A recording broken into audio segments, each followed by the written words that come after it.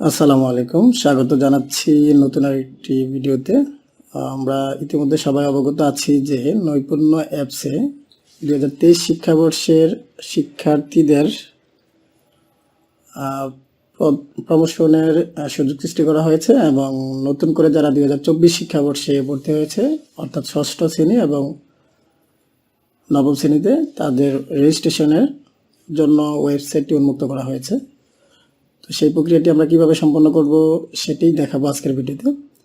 তো সেই জন্য চলে আসতে হবে আমাদের প্রথমে master.নৈপুণ্য.gov.bd এই ওয়েবসাইটটিতে। প্রতিষ্ঠান প্রদানের আইডি পাসওয়ার্ড দিয়ে আমরা লগ ইন করবো। লগ ইন করার পরে এই ড্যাশবোর্ডটি আমাদের সামনে চলে আসবে। এখান থেকে উপরে যে মেনু দেখা যাচ্ছে শিক্ষার্থী, এই ট্যাবে ক্লিক করে নতুন শ্রেণীতে যুক্ত করুন এই অপশনটি ব্যবহার করব আমরা প্রমোশনের জন্য, অর্থাৎ ষষ্ঠ শ্রেণীতে যারা 2023 ছিল তাদেরকে সপ্তম শ্রেণীতে উত্তীর্ণ করার জন্য এবং সপ্তম শ্রেণী থেকে অষ্টম শ্রেণীতে উত্তীর্ণ করার জন্য। এই মেনুটিতে ক্লিক করে আমরা যে পেজটিতে আসব সেখানে এসে বিদ্যালয়ের ব্রাঞ্চের নাম, শিফট, ভার্সন, শ্রেণী, সেকশন এগুলো সিলেক্ট করব। অর্থাৎ আমরা 2023 সালে শিক্ষার্থীরা যে শাখায় ছিল সেই শাখাগুলো সিলেক্ট করে খুঁজুন বাটনে চাপব। নিচে শিক্ষার্থী ডিটেলস চলে আসবে। যেমন আমার 20 শাখাতে 2023 শিক্ষাবর্ষে ষষ্ঠ শ্রেণীতে মোট 65 জন শিক্ষার্থী ছিল। এইখান থেকে আমরা যাদেরকে সপ্তম শ্রেণীতে প্রমোশন দিতে চাই তাদেরকে সিলেক্ট করব। আমি জাস্ট এখানে 2 জন শিক্ষার্থী সিলেক্ট করে দেখাচ্ছি। আপনারা চাইলে সবগুলো একসাথে চেক করতে পারবেন এই বাটনে ক্লিক করে। এখান থেকে যারা প্রমোশনের জন্য বিবেচনা আসবে না তাদেরগুলোকে আনচেক অবস্থায় রাখতে হবে। জাস্ট আমি 2 জন শিক্ষার্থীকে পরবর্তী শ্রেণীতে প্রমোশন করে দেখাচ্ছি।